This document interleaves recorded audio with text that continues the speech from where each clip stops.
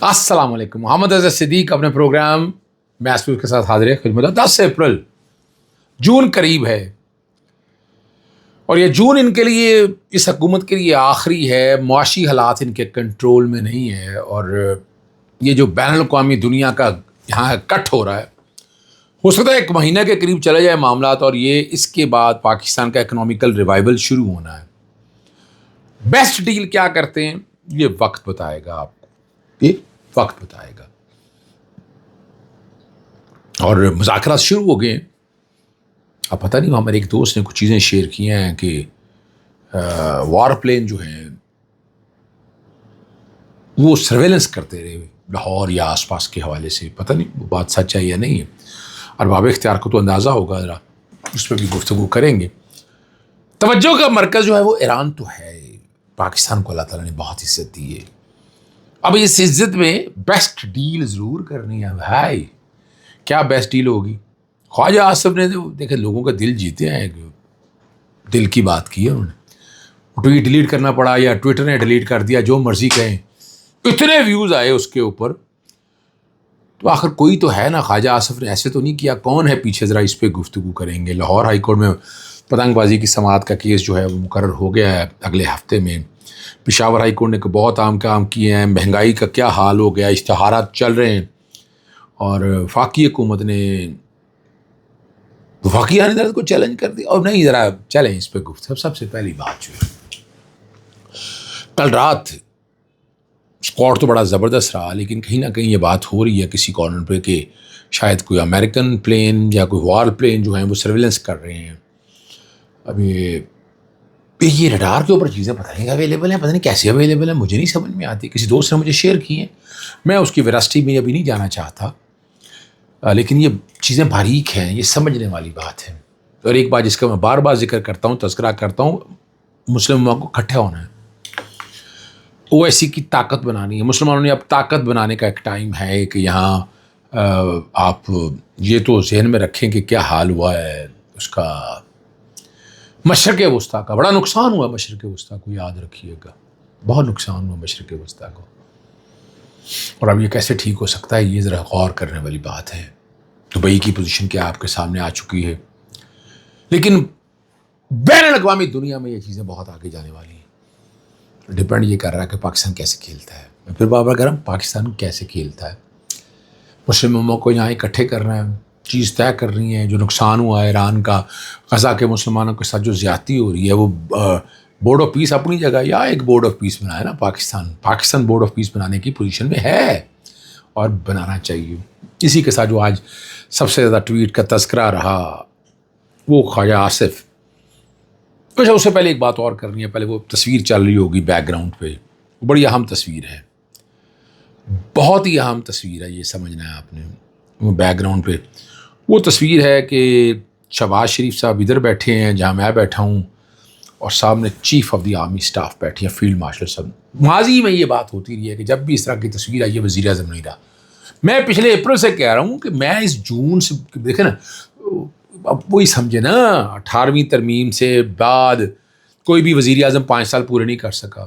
ایسا ان تر جانا ہے, دن رہ گئے تھوڑے, کام پورا ہو گیا ہے. جتنی ڈیوٹی تھی وہ ڈیوٹی پوری ہو گئی ہے, اسی لیے میں اس کا تذکرہ کرتا رہتا ہوں. اب آتے ہیں خواجہ آصف کی طرف.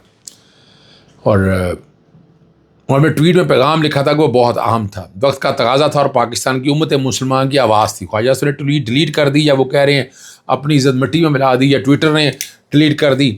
یہ معاملہ مزید سنجیدہ تب ہوا جب یہ ٹویٹ اسرائیل کی جانب سے مذمت کے بعد ڈیلیٹ کی گئی. ذرا سنیے گا, ذرا دھیان سے سمجھنا, اور وہ ہو سکے تو بیک گراؤنڈ پہ بھی چلا دیں گے. ٹویٹ میں انہوں نے لبنان اور غزہ میں مسلمان قتل عام پر بات کی, اور سچ کی بات یار, اور یورپی یہودیوں کے جہنم واصل ہونے کی بد دعا کی. اب اس پر اسرائیل کی جانب سے مذمتی بیان جاری کر دیا گیا.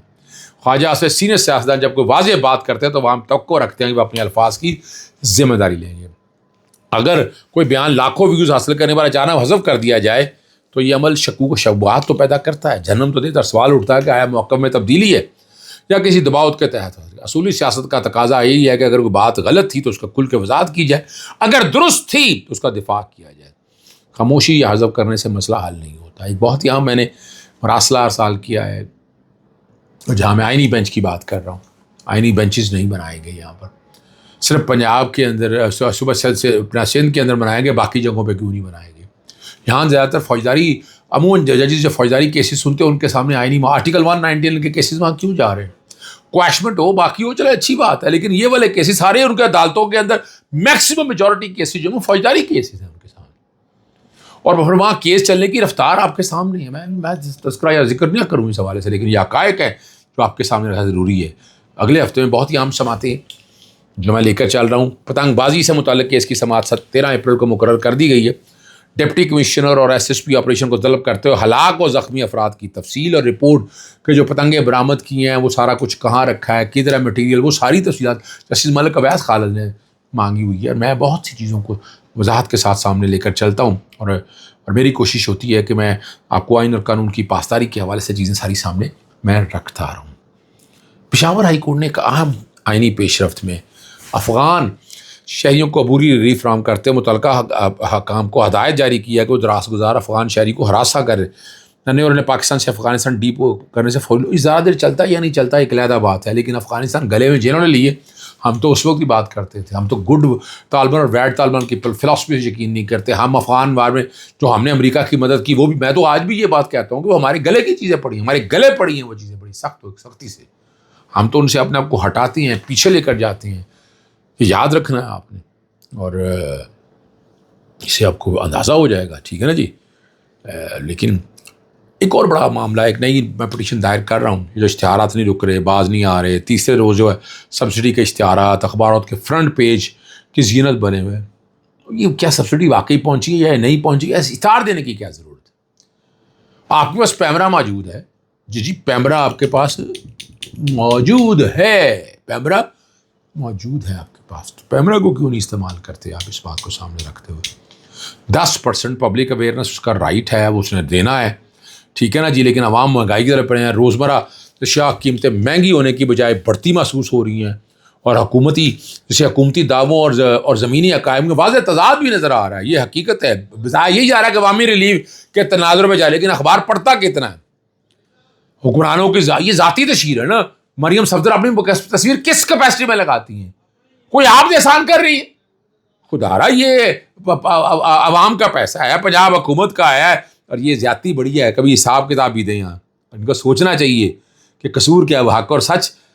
مریم صفدر سوال تو کرتی ہے نا جو حکومت کے خلاف بول رہے ہیں، اور حکومت کو چاہیے وہ قوم سے معافی مانگی، الٹا یہ ان کو ختم کرانا شروع کر دیتے ہیں۔ ڈان اخبار سب سے بڑی مشہور، اور وہ آپ نے دیکھا 4 صفحے کے اخبار پہ اتنے بڑے بڑے اشتہار لگے ہوئے ہیں، اور دوسری طرف بڑے بڑے اخبار جو ہیں ان کو اشتہار ہی نہیں مل رہے۔ میرے ڈان سے میرے کلائنٹ کے حوالے سے اپنی جگہ، لیکن سچ بات میں نے بھی باز نہیں آنا کرنے سے، یہ اشتہارات میرٹ میں دیں، میرٹ میں کب آپ دے رہے؟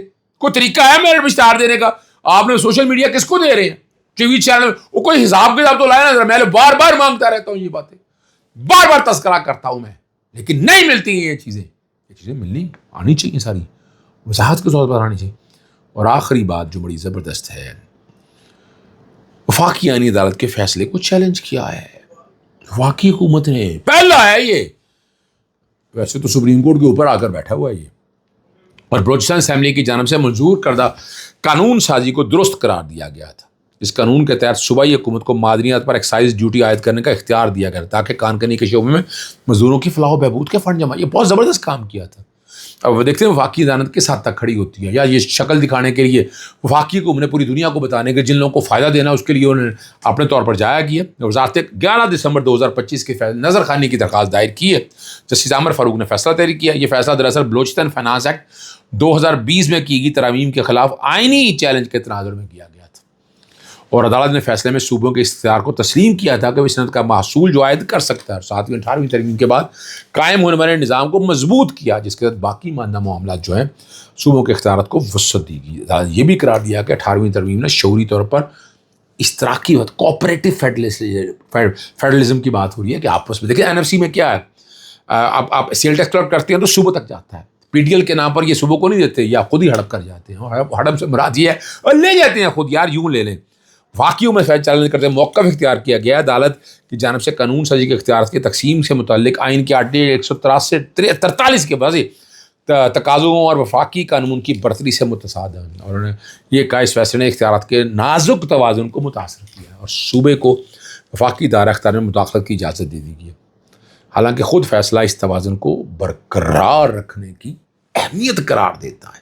یہی ایک فرق ہے جو واضح طور پر نظر آنا چاہیے۔ اجازت چاہتا ہوں، السلام علیکم، اللہ حافظ، پاکستان زندہ باد۔